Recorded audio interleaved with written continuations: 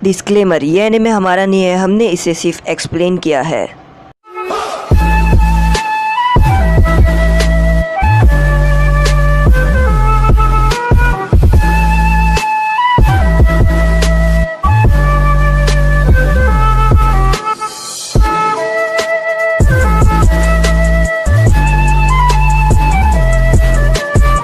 यहाँ पर जो शीनो रहती है वो ज़ोर से चिल्लाती है और वो बोलती है मेरे कंधे पे क्या है ये क्रीचर। और उसके बाद जो सोकरा रहती है वो बोलती है कि लेडी जुनाटे के समन किया हुआ चीज़ है और लेडी जुनाटे ने इसे यहाँ पर भेजा है। और शिजुने कहती है कि हे क्या हुआ। और शिजुने कहती है कात्सुयु क्या हुआ, तुम यहाँ पर क्यों आई हो। तो कात्सुयु कहती है कि मुझे लेडी जुनाटे ने भेजा है ताकि मैं तुम लोगों को अपना चाकरा दे पाऊँ, क्योंकि जो 3 टेल बीस्ट है उसको सील करने में बहुत ज़्यादा चाकरा लगता है। और इनो यहाँ पर कात्सुयु से सॉरी बोलती है। कात्सुयु बोलती है तुम लोग तैयार है, मैं तुम लोगों को अपना चाकरा अभी देना शुरू कर देती हूँ। और कात्सुयु उन लोगों को अपने आप को 4 में डिवाइड करती है और उन लोगों के कंधे पर बैठ के अपना चाकरा दे रही होती है। यहाँ पर रेंजी ये देखता है कि युकिमारू अपने बदन से बहुत ज़्यादा चाकरा निकाल रहा होता है और वो ज़ोर ज़ोर से चिल्ला रहा होता है। नारुतो यहाँ पर भागते हुए जा रहा होता है और वो युकिमारू को देखने के लिए जा रहा होता है कि आखिर युकिमारू कहाँ पर है। तभी यहाँ पर जो कुरन रहती है वो रास्ते में रुक जाती है और नारुतो बोलते हैं क्या हुआ। तो कुरन कहती है कि क्या मुझे जो युकिमारू है वो एक्सेप्ट करेगा अगर उसे पता चल गया कि उसकी मॉम को मैंने ही मारी हूँ, और अगर वो उसे पता चल गया कि उसकी मॉम को मैंने मारी हूँ तो वो मुझसे भी बात नहीं करने लग जाएगा। और नारुतो कहता है कि नहीं, तुम ये सब बारे में अभी नहीं सोचो,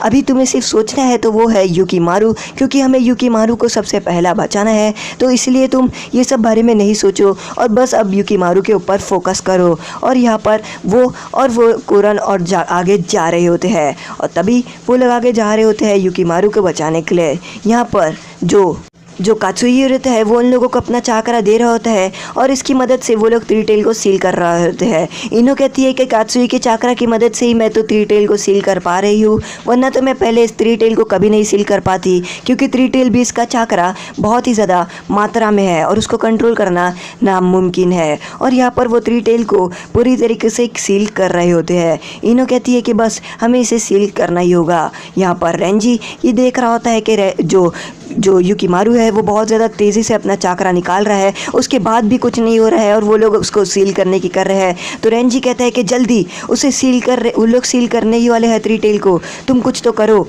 साई यहाँ पर कीबा को कहता है कि वो लोग बहुत ही ज़्यादा ताकतवर है और वो पहले से ज़्यादा अचानक से ताकतवर हो गए। तो टेंटेन कहती है हाँ, वो लोग पहले कभी ताकतवर नहीं थे इतने और अचानक से ताकतवर हो गए। तो अचानक से जो रॉकली रहता है वो बोलता है कि हाँ मैं जाता हूँ और स्मोक में उन लोगों से लड़ता हूँ। तो टेंटेन बोलती है नहीं, और यहाँ पर स्मोक के अंदर काकाशी सेंसे उन लोगों से लड़ रहे होते हैं और तभी वो उस स्मोक निंजा के पीछे अपना एक क्लोन बना लेते हैं। और वो जो स्मोक वाला निंजा रहता है वो काकाशी सेंसे के आजू बाजू बहुत सारे क्लोन बना लेते हैं और काकाशी सेंसे को कहता है कि आज लगता मैं काकाशी हाटाके जो इतना फेमस निंजा है उसको खुद अकेले ही यहाँ पर मार दूंगा। और यहाँ पर काकाशी सेंसे को वो अपने फायर जुत्सु से मार भी देता है, पर वो एक क्लोन रहता है और वो बोलता है एक शैडो क्लोन। और वो काकाशी सेंसे अचानक से उसके पीछे से आते हैं और उसको बोलते हैं कि हाँ मुझे तुमसे अच्छा शैडो क्लोन से यूज़ करना आता है। और उसके ऊपर काकाशी सेंसे अपनी चिदोरी मारते हैं और उसके आर पार अपनी चिदोरी को कर देते हैं और इसी तरीके से काकाशी सेंसे उस स्मोक वाले निंजा से जीत जाते हैं।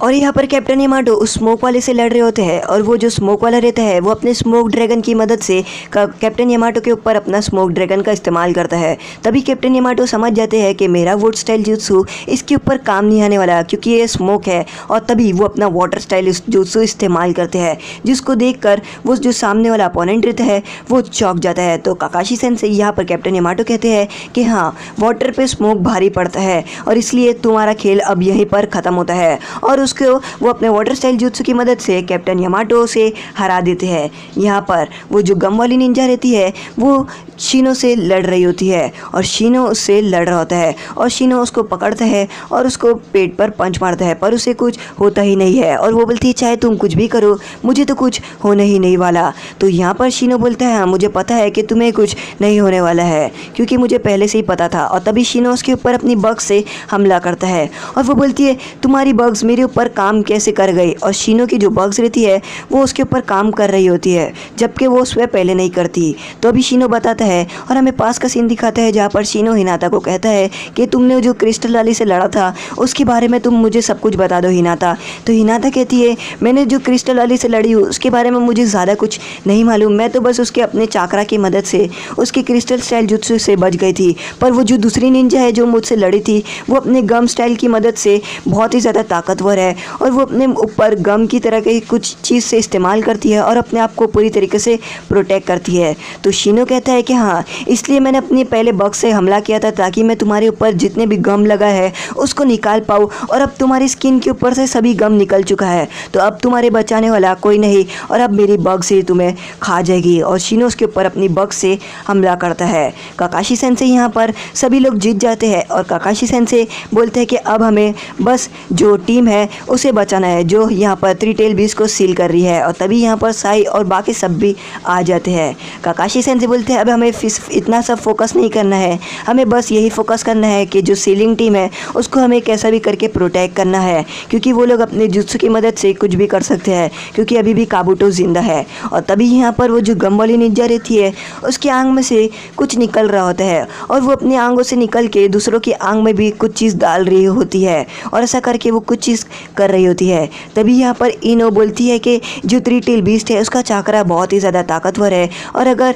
ये नहीं होता तो हम थ्री टेल बीस्ट को सील नहीं कर पाते। और यहाँ पर रेंजी रहता है, वो बोलता है कि हे युकीमारू देखो वो लोग उसे सील कर रहे हैं, तुम कुछ तो करो। और यहाँ पर जो युकीमारू रहता है वो बहुत तेज़ी से चिल्ला रहा होता है और वो चिल्लाते चिल्लाते उसके आंग में से बहुत ज़्यादा चाकरा निकल रहा होता है। तो रेंजी कहता है कि लगता अब तुम्हारा ये जो चाकरा है ये काम नहीं करेगा, तो मुझे तुम्हें एक इंजेक्शन देनी होगी। और वो यहाँ पर युकीमारू के इंजेक्शन देने वाला रहता है जिसकी मदद से युकीमारू और ज़्यादा चिल्लाना शुरू कर देगा और थ्री टेल बीस्ट और ज़्यादा पावरफुल हो जाएगा। तभी वहाँ पर जो कोरन रहती है वो आ जाती है और वो रेंजी को वहाँ पर मार देती है और वो युकीमारू को कहती है कि होश में आओ युकीमारू, होश में आओ। और वो युकीमारू को कहती है कि तुम होश में आओ, कि तुम भूल चुकी हो कि आखिर तुम क्या हो। तो युकीमारू ये देखता है कि उसे बचाने के लिए कुरन है ये, और वो बोलता है कुरन तुम मुझे बचाने आई हो। तो वो बोलती है हाँ मैं तुम्हें यहाँ पर बचाने आई हूँ युकीमारू। और वो बोलती है कि अब तुम अपने होश में आ जाओ और मैं यहाँ पर तुम्हें बचाने आई हूँ, मैंने तुम्हें कहा था ना, और तुम मुझे इतने बारे में सोच रहे थे तो इसलिए मैं यहाँ पर आ गई। तो कुरन कहता है कि हाँ मैं तुम मुझे बहुत सोच रहे थे इसलिए मैं तुम्हारे पास आ गई। युकीमारू कहता है कि मैं भी तुम्हारे बारे में सोच रहा था इसलिए तुम भी यहाँ पर आई। तो यहाँ पर जो रेंजी रहता है वो बोलते हैं सोचने की बातें यहाँ पर बंद कर दो। और वो बोलते हैं कि अब मैं तुम्हें कुछ बताऊँगा युकीमारू जिसके बारे में तुम कुरन के बारे में तो सोचना बंद ही कर दोगे। तो नारुतो बोलता है तुम अपना बूम बंद रखो रेंजी। तो यहाँ पर रेंजी बोलता है मुझे बताने भी दो। और यहाँ पर जो कुरन रहती है वो नारुतो को कहती है कि तुम चुप हो जाओ नारुतो और रेंजी को बताने दो आखिर सच्चाई है क्या। और रेंजी यहाँ पर बताता है और वो बोलता है कि तुम्हारी मॉम को इसने ही मारा, तुम्हारी मॉम जो थी ना उसको इसने ही मारा है, कुरन नहीं मारा और कोई नहीं। और कुरन ने ही तुम्हारी मॉम को मारकर जो वाइट कमिलियस है उसको रेड में बदल दिया है। वो रात जो तुम्हारी मॉम को मारा था वो कोई और नहीं वो कुरन थी, और कुरन ने अपने क्रिस्टल स्टाइल जुत्सु की मदद से तुम्हारी मॉम को मारा युकीमारू। और यहाँ पर वो युकीमारू को कह रहा होता है कि तुम्हारी मॉम को कुरन नहीं मारा है। और नारुतो बोलता है अब तुम चुप हो जाओ। और यहाँ पर नारुतो युकीमारू को कहता है कि ऐसा कुछ नहीं था, ओरोचिमारू की बात मराकर युकीमारू ने कुरन ने तुम्हारी मॉम को मारा, वरना वो तुम्हारी मॉम से बहुत ज़्यादा प्यार करती थी और वो तुम्हारे से बहुत ज़्यादा प्यार करती है, यही एक बात है। और यहाँ पर रेंजी बोलता है ये क्या, तुम्हारी मॉम को उसने तुम्हें मारा और तुम उसे कुछ भी नहीं करोगे युकीमारू। और युकीमारू को कुरन कहती है कि मुझे माफ़ करोगे कि नहीं युकीमारू, मैंने तुम्हारी मॉम के साथ बहुत कुछ करी पर तुम मुझे माफ़ कर दो। नारुतो यहाँ पर युकीमारू को कहता है कि तुम अपने कुरन को माफ़ कर सकती हो क्योंकि कुरन तुम्हारे बारे में बहुत ही ज़्यादा सोचती है और मैंने तुम्हें बताया था जो तुम्हारे बारे में सोचता है तुम्हारा घर वहीं पर होता है। और यहाँ पर जो कुरन रहती है वो युकीमारू को पूछती है कि क्या तुमने मुझे माफ़ कर दिया। तो कुरन बोलते हैं हाँ मैंने तो तुम्हें पहले ही माफ़ कर दिया था। और वो बोलते हैं कि तुम मेरे से बहुत ही ज़्यादा बढ़कर हो। और वो बोलता है तुम ही मेरा घर हो, तुम्हारे पास मेरा ये क्रिस्टल है और तुमने मुझे ये क्रिस्टल दिया है। और यहाँ पर कुरन ये सोच रही होती है कि मैंने युकीमारू के साथ इतना सब करी, उसके बाद भी ये मेरे से ज़रा भी बुरा नहीं गिरा और ये अभी तलक ये बिल्कुल अच्छा है। और तभी यहाँ पर जो कुरन रहती है वो अपनी मॉम का लॉकेट निकाल कर युकीमारू को दिखाती है और वो रो रही होती है और वो बोलती है तुम्हारा बहुत बहुत शुक्रिया। तो रेंजी यहाँ पर बोलता है कि ये क्या मतलब हुआ कि तुम लोग ने कुछ नहीं किया। और तभी यहाँ पर जो रेंजी रहता है वो पीछे घूमता है और अपनी कुनाइफ निकालता है और अपनी कुनाइफ की मदद से वो युकीमारू के ऊपर हमला करने वाला रहता है। पर नारुतो अपनी कुनाइफ की मदद से हट जाता है और नारुतो उसकी मदद से जो रेंजी है उसके ऊपर हमला करता है और रेंजी का जो मांस रहता है वो गिरना शुरू हो जाता है। और तभी रेंजी अपने मुंह से मांस निकालता है और वो कोई और नहीं, वो रहता है काबूटो। और वो देखकर सभी चौंक जाते हैं।